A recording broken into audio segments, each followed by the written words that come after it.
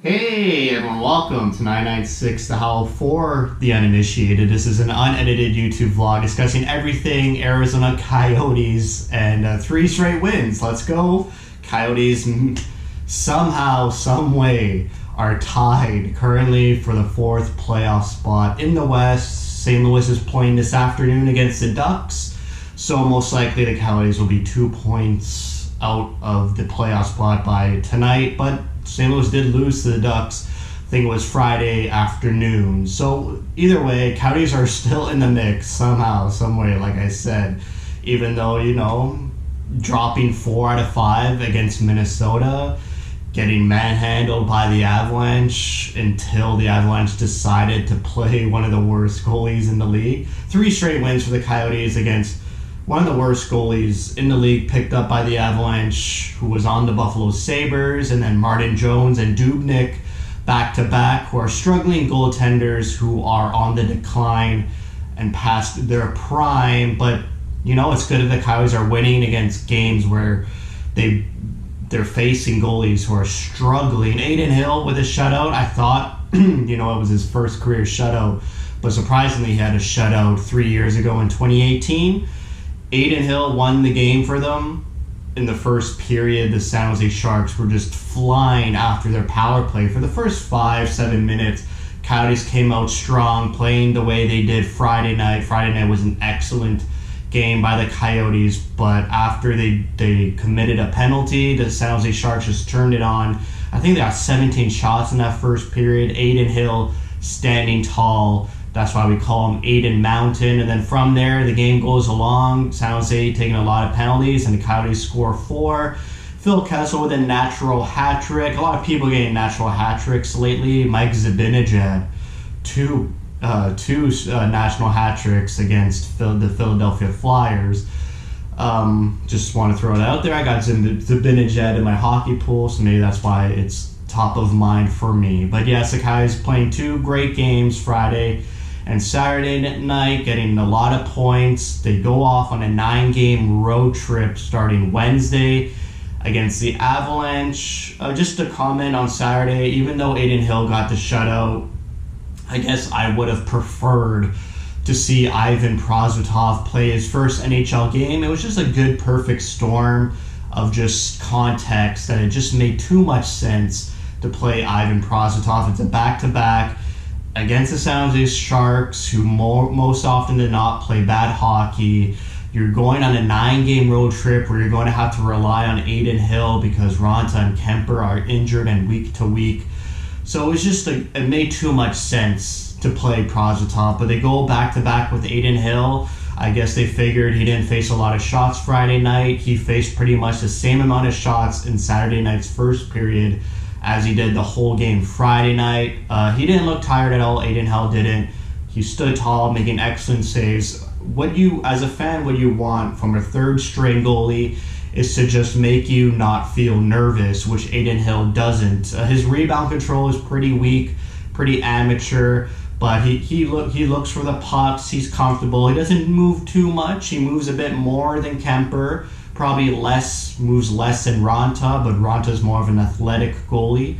So it's good that Raanta just Adin Hill calms your nerves. You're confident. It's more that the Coyotes need to score goals to win games with Adin Hill in net. You can't rely on Hill too much like you can with Kemper. But it's good to see Hill actually win a game for the Coyotes, because that could have been a 2-0 game easily for the Sharks, and the Coyotes' confidence would have been down in the dumps after that first intermission. Talking about goal scoring, Kessel with 14 goals. He had 14 goals all of last year. They played about, 71, 72 games last season before COVID paused. So it's great that he's already matched last season's totals. You got Keller and Dvorak tied together with 11 goals, and then Garland and Chicken with 9 goals following them. So you have 5 players who would be on pace for 20-goal seasons. And, last season we only had 1 with Connor Garland. The year before that, we didn't have any 20-goal scorers. So these players, they're scoring at an increased rate. They're consistent. I wouldn't say Dvorak's consistent. I think Dvorak just loves his multi-goal games. He had his 4th multi-goal game of the season Friday night, scoring 2 goals. That shootout goal against the Avalanche, that shootout game winner goal, really gave him some confidence. You can see how he looked way better Friday night. Again, he was quiet Saturday night, but it's great that we have 5 players who are scoring at a pace over 20 goals in a normal, regular season. So the goal scoring, it's there. Maybe in a full regular season they won't crack 20, but in this shortened season they're scoring at a great rate. You can't ask for much more from those 5 players. Obviously you have Nick Schmaltz hanging around there with 8 goals. So they're either tied or a few points back of the St. Louis Blues. If you're looking at the schedule, Bill Armstrong mentioned how March was a really bad month in terms of scheduling for the Coyotes, facing a lot of top teams. I think we saw the Avalanche 4 or 5 times in the month of March. And the month is coming to an end. They only have 1 game left in March on the 31st, which I believe is Wednesday, against the Avalanche.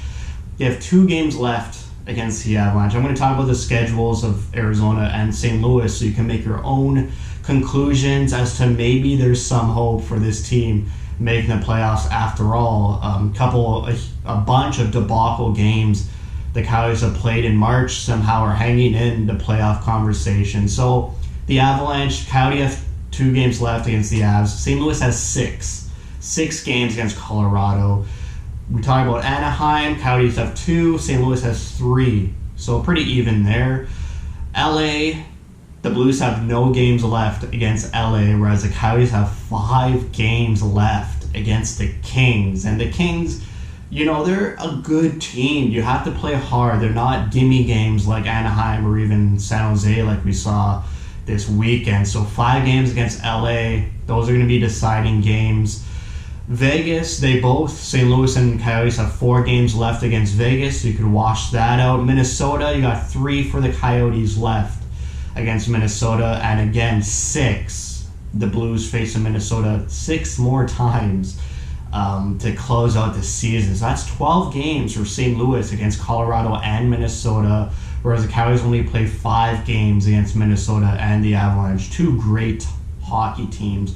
They face each other once, St. Louis and the Coyotes do, only 1 more time after their 7-game series.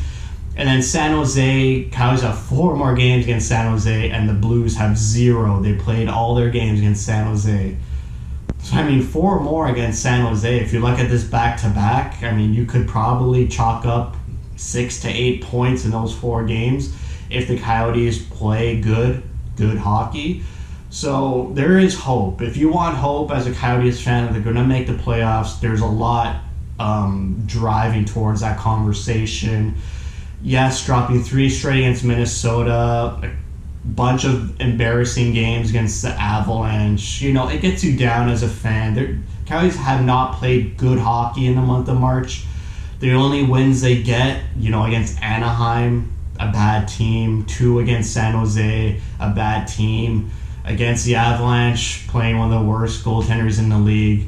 I hope from this they just go on this road trip and they just play competitive hockey. If they show up Wednesday night against the Avalanche and get dominated, it's a huge sour taste in the mouth, but there's so many games here against bad teams that the Coyotes can do it. If you want hope as a Coyotes fans, you got it. I'm 100% positive Rick Tocchet is going to ride out his contract, about 21 games left as a Coyotes head coach. All I can hope for is that in the offseason, Bill Armstrong gets just a coach who knows how to give confidence to offensive players, motivate offensive players, don't make them scared to make defensive mistakes, don't throw them on the 4th line in back-to-back games when you're one of the leading point getters for the Coyotes.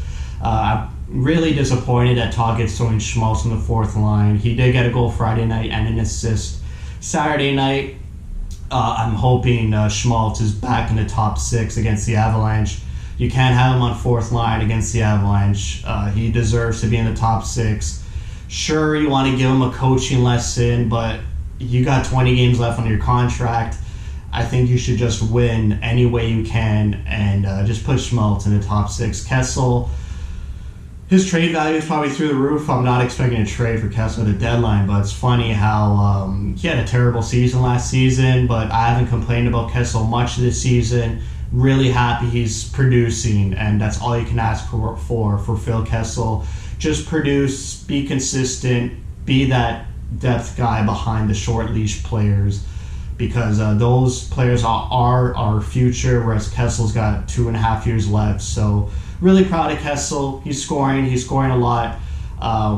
Just keep doing it. Happy to see him get his 7th career hat trick wearing a Coyotes jersey. So that's it for me. Thank you for watching, and thank you for your support.